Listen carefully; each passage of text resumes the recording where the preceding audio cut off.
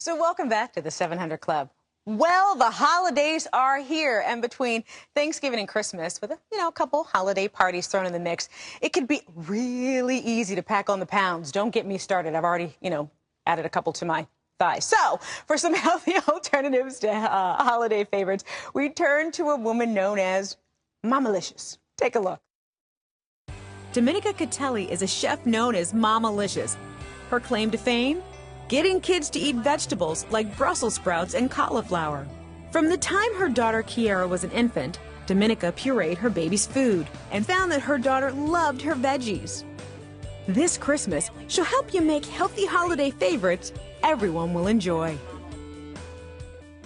So please welcome to the 700 Club, Mom-a-licious Domenica Catelli. Good to see you. Good to see you, too. And can I tell you, I just love the title, Mom-a-licious. It's phenomenal. Thank you. One of the things that you talk about in your cookbook is really how you were able to get your daughter and your children to start to eat good and healthy foods like Brussels sprouts. Okay, what did you do to make that happen? It's really about cooking them simply, and I've made Brussels sprout converts all over the country. People disbelieved, and their kids are eating them. And one of the keys I say is salt, pepper, olive oil, heat. Keeping it simple and not overcooking. Just by dressing them that way, 400-degree oven. Most vegetables take 5 to 10 minutes to cook. Okay. So most of us have had, growing up, a lot of parents as well think they don't like things because they were cooked to death. Right? So that mushy vegetables. Mushy, they're stinky, and that's pretty much, kids are going to turn away from that. Yeah. Okay, so speaking of kids, what are some really good, nourishing foods that we can feed them that, other than chicken nuggets and macaroni and cheese? Well, I do have a recipe in the book called Nutritious Nuggets. So if you want to go the nugget route, you can make your own that are really healthy and good, and they're baked. But fresh fruits and vegetables are key in our kids' life and our own, and so we need to model behavior for them as well. So it's remembering to keep those things, keep them at hand, keep things cut up, too, and don't ask. That's what I always say with the kids. I say, oh, would you like some grapes? You're saying, no, I want some chips. It's you put them in front of them, they look good, they're juicy, they're delicious, and they'll start picking on them and eating things. So it's really presenting and remembering to put it in front of them without giving them that initial choice. Okay. Now, we know we're in the holiday seasons, and packing on the pounds is no joke. So, what can we do to minimize it? I know in a couple minutes you're going to take us through some dishes, but you say in your book also, it's about the refrigerator and the pantry. What do we need to do with the refrigerator and the pantry? Well, in the book, there's a whole list. You could also go to the website and see things that you want to get rid of, things you want to keep. If you need a PhD, I say to decode what's on the ingredients label, it probably shouldn't be in our body. Our bodies weren't made in a lab, and they're not meant for foods that are. So keep it simple, and you'll really notice a difference right there. Just that alone is getting out the hydrogenated oils, all the fake sugars and sweeteners and those type of things. You will avoid a lot of weight issues. Okay, good to know. So that's just simple. Speaking of weight issues, we just made it through Thanksgiving, praise God. Now we're on our way to Christmas. And so you say that there are some great healthy alternatives to the normal foods that we eat during the holiday season. So let's start over there with that beautiful cranberry dish. Okay, and I want to say healthier, too, because I'm not anti or into deprivation. So something like cheese, I love cheese. It's just the amount you eat and what type it is. So here we have some brie. Now, if you put a wedge of brie out and you just get to go at it on your own, you're probably going to have a giant chunk. So what I'm recommending, well, actually, I skipped ahead. So let's go back to it's all together there. So cranberry. So most people forget that cranberries don't come in the shape of a can. Which I always thought they did. Yeah, they're actually whole little round things, super packed with antioxidants, really good for you. Buy them whole. And this recipe is so simple. You throw it into the Cuisinart. This is a cranberry, mint, balsamic, and ginger relish. Great on meats as well as with cheeses. So that's what we have here, and it's just easy to make and delicious. Well, one of the things that I realized is that the cans, even though we think it's easy and it's simple, what did you say is in the cans? High fructose corn syrup? Yes, most of them are packed with sugars that you don't want. So, you open it up, you throw it on the plate. But for that extra minute, something like this you could keep in your refrigerator for a week and use it in different things. Exactly. And it's easy to make. Last Thanksgiving was the first time that I actually made real cranberry sauce. It was so easy. I'm like, why did I not do that before? Yeah, it's a lot easier than you would think. Yeah. Okay, so snacks. There's always snacks and hors d'oeuvres when you go to parties. And you were talking about the cheese and brie, so let's go back to that. Which one is a better choice?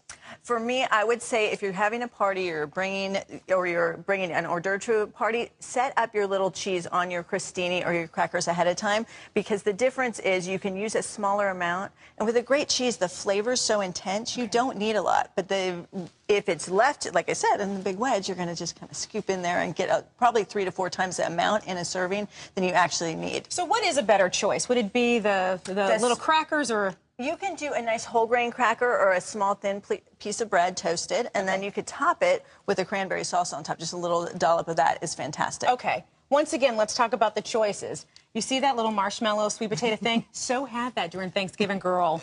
Phenomenal. But you're saying that there's another option, and that would be? Roasted garnet yams or sweet potatoes are delicious. They're sweet. They're easy to make. Now, this is like dessert in the middle of your dinner. Yeah. Let's call it what it is. It's not your vegetable side dish. It's not something you want to tell the kids, oh, you don't want to feel like they're eating their veggies when they're eating this, because they're really eating dessert. Okay. Not to say not to have that, but this is a simple alternative, delicious. You could throw other root vegetables in there and roast them as well, but they're fantastic. Now, do you put anything like brown sugar or vanilla or anything, or just you roast them clear? No, just roast them with olive oil and salt and pepper. And here's the deal. When you roast them, cut up like this, the natural sugars come out, and they taste really sweet without putting any added sugar on it.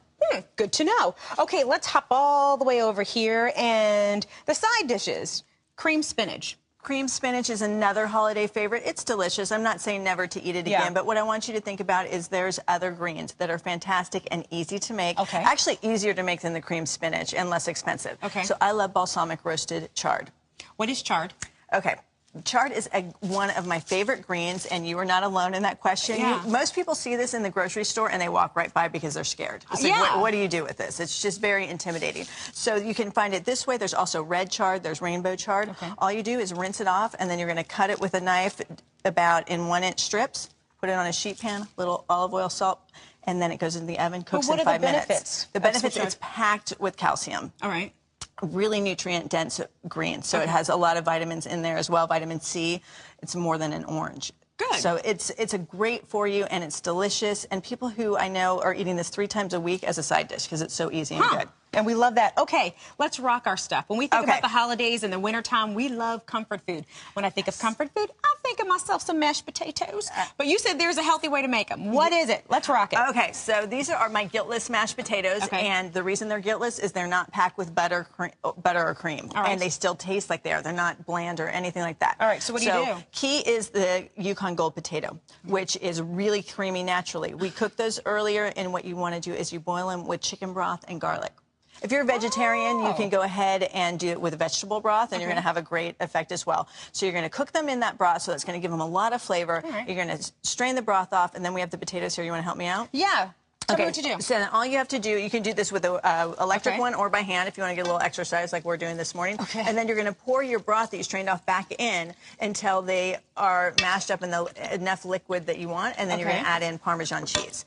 And it's that simple. And you could do these a day ahead of time if you're having a party. Put them in a casserole dish, sprinkle some cheese on top, and pop them back in the oven. Now, the thing I always think of whenever you have the broth is the high sodium content. So is that low sodium? Yes, watch your sodium. That's a great point. What about MSG? Oh, absolutely no MSG. I would like you to look for an organic chicken broth if you can. They're available at everywhere from Walmart to regular grocery stores, and they do not have MSG for Wonderful. And because I did that, this is what it really looks like, the mashed potatoes. Yeah. I know, I did it earlier. All right, so what can we do to make mashed potatoes even prettier and healthier and yummier? Really quick. This is a great idea, just to have a mashed potato bar so you can put different toppings so people can make their own. I do them in groupings of 3, so we have a little Spanish flavor with cilantro, pepper jack, sour cream. You can do bacon, blue cheese, chive, and then we also have a sun-dried tomato pesto, Parmesan cheese, and basil. So then you would just put on top what you want, and it's a really, like you said, it's really comforting. But if you go light on the toppings, it's really good for you. You don't have to feel guilty that you're eating a stick of butter either. God bless you. Is a stick of butter bad? That's... Yeah. Spread out over time, maybe not. In one sitting, not so good. Exactly. Well, Domenica Catelli, first of all, thank you so much for being with us. I really appreciate you. I'm going to put the book right here. If you want more Mom-a-licious recipes, all you have to do is just check out our book, which is available in stores nationwide. Before I throw it to Pat, how did you get the term Mom-a-licious? It was just one of those things that came to me in the night, and I asked a bunch of friends, and they liked it, and so many women out there are Mom-a-licious and Grandma-licious, and I just wanted to empower people to take on the kitchen and feel good about themselves. I love it. High five to the Mom-a-licious mamas.